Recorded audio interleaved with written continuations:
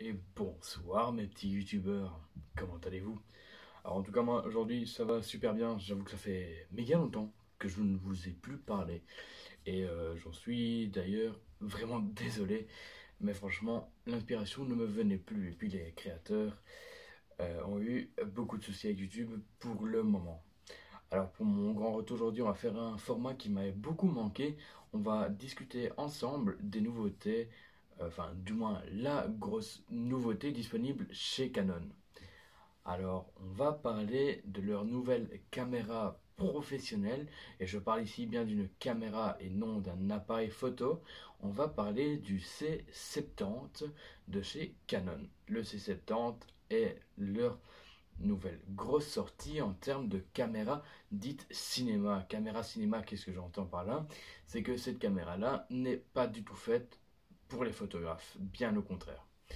Après, donc, cette caméra est faite uniquement pour les vidéastes et rien que pour les vidéastes. Alors, ce C70, quelles sont ses nouveautés par rapport à son ancienne génération? Déjà, première grosse nouveauté, enfin première grosse nouveauté, un petit peu d'histoire plutôt. Le C70 est un mélange entre l'EOS, enfin la gamme EOS et la gamme EOS R. Donc les deux mélangés ensemble, ça donne le C70 en gros. Alors, ce C70, qu'est-ce qu'il nous propose? Il nous propose déjà une nouvelle monture. Alors, il nous propose une monture RF, qui est la nouveauté de chez Canon en termes de monture du coup. Ça fait beaucoup de montures, hein, c'est pour ça que je vais gagner un petit peu. Alors, Canon, dans ce C70, nous propose aussi un nouveau capteur de 35 mm, un Super 35 donc. Canon nous promet aussi dans ce boîtier un capteur 4K qui va jusqu'à 120 fps pour des ralentis magnifiques et un dual pixel. Donc Canon nous dit donc que pour un boîtier compact, car oui c'est un compact en format, c'est vraiment une toute nouvelle ère, c'est du moins ce qu'ils vendent sur leur site.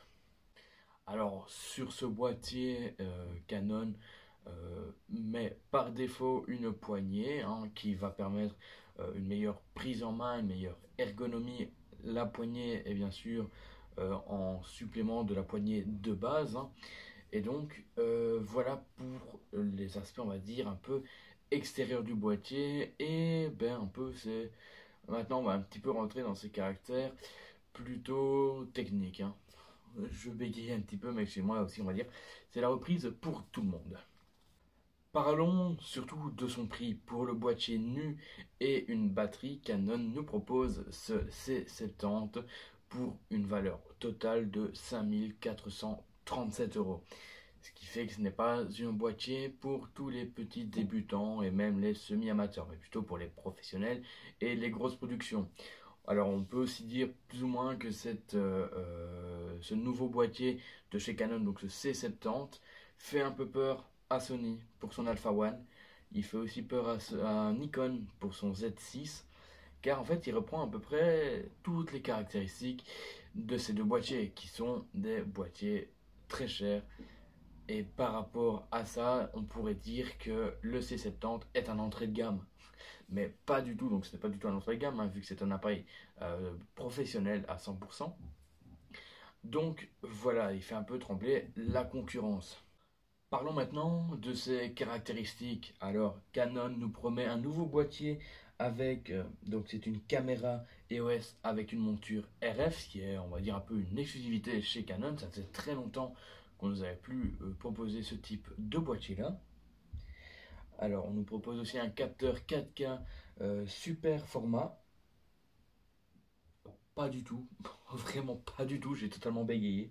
Alors c'est un capteur 4K Super 35 mm en plein format.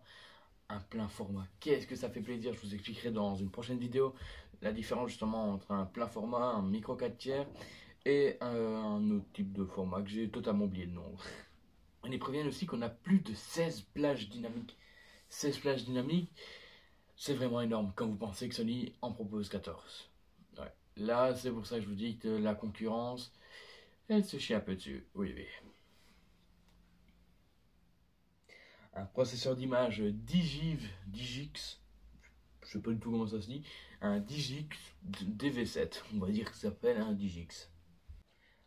Alors, dans ce boîtier possède de la 4K à 120 fps, ce qui peut vous faire des plutôt beaux ralentis. Franchement. Alors, la 4K 120 fps, pour ceux qui ne savent pas ce que c'est que les FPS, c'est les photos par seconde. Donc, par exemple, une vidéo qui va être tournée à 30 FPS, ça veut dire qu'il y aura 30 images par seconde. Pareil pour 60 FPS, donc là c'est 60 images par seconde. Et 120, ben, c'est 120 images par seconde, ce qui fait vraiment quelque chose de très fluide. Et donc, si vous voulez faire des ralentis, ça va faire un ralenti super smooth à 120 fps. Alors dans ce boîtier on retrouve une petite nouveauté aussi qui était bien disponible depuis bien longtemps chez Lumix, c'est 4 filtres ND déjà mis en interne dans le boîtier. Et ça c'est une petite nouveauté qui fait quand même plaisir hein, parce qu'à chaque fois acheter des filtres ND ça coûte quand même pas mal cher.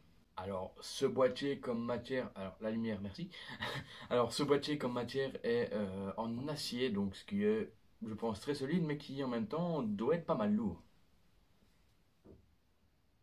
C'est pas du tout de l'acier, c'est de la fibre.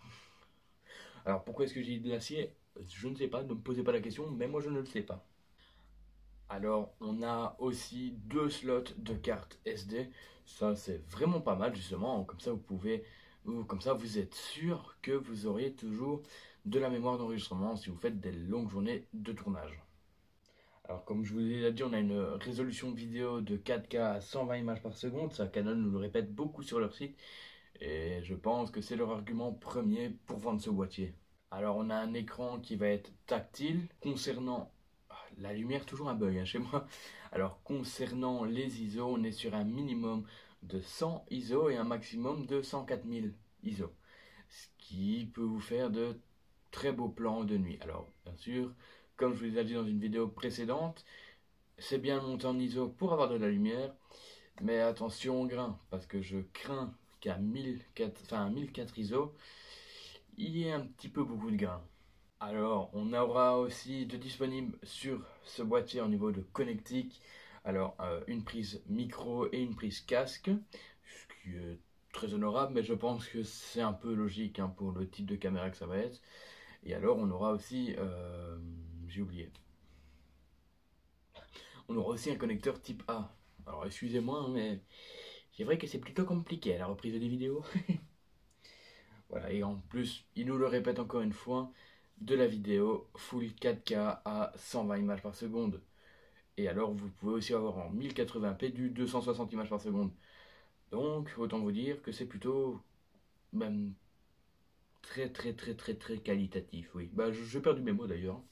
Alors, les amis, chez moi, c'est tous les lundis et tous les lundis et tout un autre jour hein, où je vous poste des vidéos à mon avis vers l'entourage de 19h, 19-20h. Voilà, en tout cas, j'espère que la reprise des vidéos vous fait plaisir. En tout cas, moi, ça m'a fait extrêmement kiffer. Comme vous pouvez l'entendre, j'ai plus mon micro, du coup, c'est ça que le son est un petit peu dégueulasse. Hein, on va pas se le cacher. Donc voilà, n'hésitez pas à me faire un petit retour de la vidéo dans l'espace commentaire, à lâcher votre meilleur j'aime. Et surtout, à vous abonner, parce que oui, je vous vois, là, les petits non-abonnés, là. Hein, toi, là, oui, toi, là. Je vous vois. Donc voilà, pour me faire plaisir et pour me soutenir, vous pouvez vous abonner, lâcher votre meilleur like et surtout me lâcher un petit commentaire, ce qui me fera énormément plaisir. Je me ferai un plaisir de vous lire. Allez, en tout cas, j'espère que cette vidéo vous aura plu tant qu'elle m'a plu à la faire. Et voilà, en tout cas, je vous souhaite une excellente journée. Allez, salut!